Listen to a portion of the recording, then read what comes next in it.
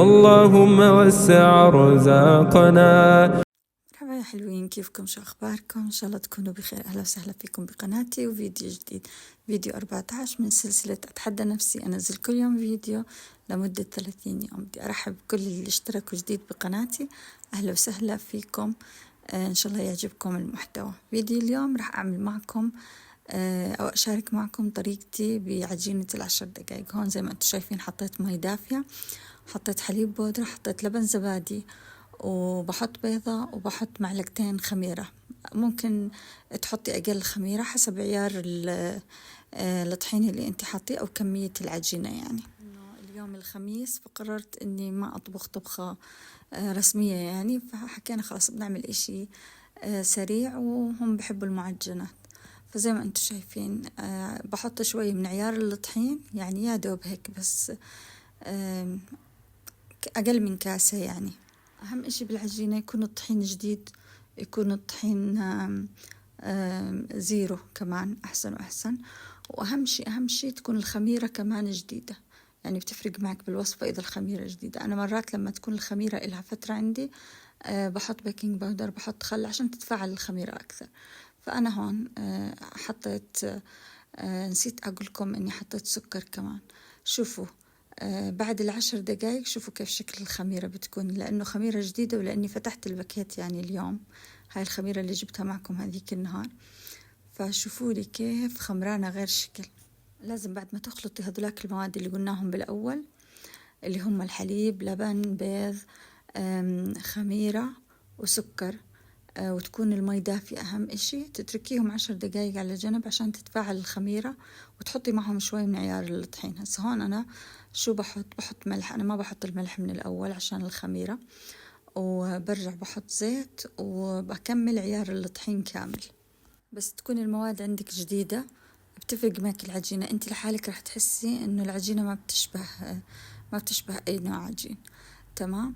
فزي ما حكيت لكم بحط باقي عيار الطحين، وبضلني احرك لما احس انه يعني بطلت كثير رخوة العجين عشان ابلش اعجنها. فزي ما انتم شايفين راح اكمل عيار الطحين واحركها بالمعلقة، وبعدين عشان اعجن. اللي عنده عجانة بيعملها على العجانة، بس انا حبيت افرجيكم اعملها بدون عجانة، وافرجيكم انها كمان بدون العجانة، يعني للي ما عنده عجان بتطلع معه كمان غير شكل. وانتبهوا ما تحطوا عيار الطحين كله. اذا حطيت الطحين كله مرة واحدة بتصيري بدك تزيدي مي، وبتصيري بدك تزيدي سوائل عشان ترخي العجين شوي. فلا يعني خلي عيار الطحين للآخر، شوي شوي، كل شوي بتزيدي شوي من الطحين وحركي وشوفي. شوف أنا هون خلص هيك حسيت إنه ما في داعي للمعلقة، يعني بتحسي العجينة بلشت تتلم على حالها. فقلت خلص ما في داعي للمعلقة، وراح أبلش أعجنها أنا بإيدي. هاي العجينة بتزبط لكل أنواع المعجنات، تقدر تعملي فيها قراص سبانخ، لحمة، بطاطا، وبتنفع للبيتزا، وكمان بتنفع خلية النحل. أنا بحب أكثر العجنة، يعني أزيد عيار العجين شوي عشان أترك شوي لبنتي تعمل فيهم خلية نحل، وبتطلع زاكية والله. يعني زي ما انتم شايفين هيك بظل شوي شوي أزيد بعيار الطحين على بين ما أتأكد إنه خلص العجينة صارت مزبوطة ولمت كلها على بعضها. الشغلة تقديرية ما في إلها عيارات، يعني أنت لحالك مع الممارسة ومع كثر العجن بتصير تعرفي إنه خلص والله هيك العجينة مزبوطة. شوفوا هون هيك بتحسي العجينة لمت على بعضها، وخلص بتحسيها رح تصير قطعة واحدة. تمام. فشو بتعملي؟ بتحطي زيت وبتعجنيها كمان شوي مع الزيت. لسه بتنظف حواف الصحن، وبتنظف اللي على الإيد يعني. بس هي إيش بدها وقت، يعني العجينة مش على طول بتزبط مع الواحد. فمع كثر العجن بتتفاعل مادة الجلوتين اللي بالعجين، فعشان هيك بتصير العجينة مطاطية. فزي ما انتم شايفين مع الزيت كيف بتصير.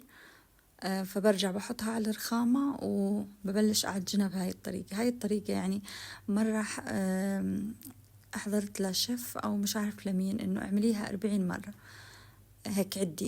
عدي العجنة، يعني الطريقة هاي اللي بتمديها فيها على الرخامة، عدي 40 وحدة فخلص بتحسي إنه تفعل الجلوتين وصارت العجين ما أحلاها. أنا مش ذاكرة والله مين اللي حكاها، بس أنا كل مرة بعمل هيك. فهسه هون بتركها وببلش أجهز الحشوة. الحشوة أنت حرة شو بدك تحطي، أو بدك تعمليها مثلا بيتزا، بدك تعمليها زي ما قلت لك فطاير سبانخ، أي إشي فأنت حرة. بتركها ترتاح لبين ما أجهز أنا الحشوة اللي بدي أحطها فيها. وهون برش على الرخامة طحين وببلش أنزلها من الصحن وأبلش أقطعها، وبتقطعيها بالحجم اللي بدك إياه أنت كيف بتحبي يعني. أنا هون قسمتها قسمين، قسم خليته على جنب، وقسم يعني راح أعمل فيه زعتر وجبنة، والقسم الثاني راح أعملهم فيه بيتزا. أنا بحب البيتزا أكثر فبكثر بيتزا أكثر يعني، وبترك الباقي بدها تعمل بنتي خليط نحل، وبدي كمان أحشيهم جبنة. هسه هون بقسمهم كور زي ما انتم شايفين، بلفهم بالطحين وبحطهم على جنب. كل العجين لازم ترتاح، لما تعجنيها بتتركيها ترتاح، لما تقطعيها بتتركيها ترتاح، وحتى بعد ما تحشيها كمان اتركيها ترتاح بتعطيكي نتيجة أحلى. فأنا هون بكورهم بحطهم على جنب، وبعدين ببلش أشتغل فيهم. شوفوا بترتاح العجين على بين ما أنتي تكملي الباقي. فأنا هون بدي أعملهم ميني بيتزا صغار يعني، ما بدي أعملهم بيتزات كبار. شغل العجينة حلو بيريح النفسية، وكمان بس يكون في لمة هيك وناس يساعدك كمان حلو، كمان أجواء حلوة. أنا أولادي بحبوا شغل العجين. فرجتكم بالفيديو اللي هذيك المرة كيف هم اللي عملوا العجين. هون شفت لكم هاي الطريقة وحبيت أجربها. شفتهم بيحطوا الكور هيك زي ما هم وبكاسة، بس أنا أول إشي حطيت زيت، فحسيت الكاسة صارت تلزق بالعجين. فشو عملت؟ رجعت حطيتها بالطحين، شايفين كيف بتلزق؟ فلما رجعت حطيتها بالطحين أحسن، بتبين هيك مفرغة. فأنا شفت هاي الطريقة وعجبتني، حبيت أعملها وطلع شكلهم حلو والله، بيطلع شكل العجينة مرتب. هاي العجينة قد ما تتركيها بتحسيها ارتاحت ونفخت. فأنا هون حطيتها بهاي المقلة، هاي المقلة عادي بقدر أفوتها على الفرن يعني، وبوزع الصوص جواها يعني صار فيها زي الحفرة شايفين. وبحط الحشوة، حطي الحشوة اللي بدك إياها أنت شو بتحبه حطي.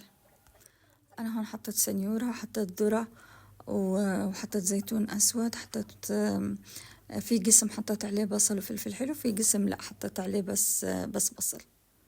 الحشوة اختياري انت شو بتحب يعني حسب الذوق. والبيتزا زاكية حتى لو حطيتي بس صوص البندورة وحطيتي لها جبنة بتطلع كمان زاكية. شو ما حشيتيها، شو ما زدتي وضفتي عليها إضافات، البيتزا كثير زاكية. أهم إشي تختاري الجبنة تكون نوعيتها منيحة.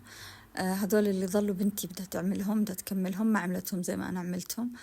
بعد ما كملنا وخبزناهم عجبوها الكور اللي عملتهم أنا، لأنه هيك يعني طلعوا كور مرتبة يعني، العجينة نفشت ما شاء الله وصارت كثير حلو منظرها. بالنسبة للصوص أنا كنت أحط مثلا حبة بندورة، كم حبة بندورة يعني، وأحط معهم ثومة وأحط بصل وأتركهم هيك ينسلقوا بشوية مي على الغاز، بعدين أديرهم بالخلاط وكلهم إيش أخلطهم، وأرجع أحط زيت بالمقلة وأطبخهم شوي. هاي شفت هالطريقة مرة وعجبتني بتطلع زاكية، ومرات لا والله بس بحط ربان دورة، بحط دبس رمان، مش دبس رمان، دبس فليفلة، وبحط لها أوريغانو، وبحط لها أو زعتر عادي يعني، بحط لها ماجي بودرة، بحط لها فلفل أسود هيك. هاي هون خلطة الجبنة اللي راح أحشي فيها خلية النحل. حطيت من جبنة الموتزاريلا وحطيت جبنة فيتا، تقدر تحطي جبنة حلوم أو جبنة بلدي بيضة عادي ما في مشكلة الموجود. وحطيت لها زعتر أوريغانو، وفي عندي كمان قالب جبنة شيدر أخذت منه وقطعته مكعبات وحطيته معها، كمان طعمه كثير بيطلع زاكي.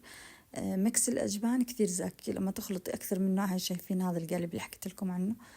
بتقدر تحطي جبنة مثلثات، بتقدر تحطي جبنة سائلة، الجبنة اللي متوفرة عندك. جربي ميكس الأجبان وشوفي كثير كثير زاكي، بيعطي طعم غير شكل، خصوصا الجبنة المالحة أو الجبنة الفيتا بتعطي طعم غير شكل. ما حطيت لها ملح لأنه الفيتا مالحة أصلا، وهاي الجبنة كمان فيها طعم ملوحة يعني خفيفة، مش زي ملوحة الفيتا. وهيك بس خلطتهم كثير منيح عشان أحشي فيهم خلية النحل. أهم إشي لما تحشي خلية النحل تسكريها كثير منيح عشان ما تطلع الجبنة من جواتها، وما ترققي العجينة كثير يعني. أنا بصراحة رن تليفوني وكنت فكرته بيصور وطلع ما كان مصور وأنا بحشي بخلية النحل. وهيك بعد ما طلع شوفوا هاي خلية نحل وحطيت على وجهها الجبنة والزيتون أول وحدة، وشوفوا لي العجينة كيف زي القطن غير شكل نفشت وما شاء الله. بس أنا ما صبروا يعني، أنا أخبز وهم نازلين يأكلوا. وهاي حشيتها كمان من مكس الأجبان زي ما قلت لكم، حطيت على الوجه زعتر، واللي زاد معي عملت بس هيك كم من قرص يعني زي المثلثات، حطيت فيه كمان جبنة. زي ما انتم شايفين هيك غدانا خلص. المعجنات زاكية ما شاء الله وخفيفة، والكل بيحبها كبار وصغار.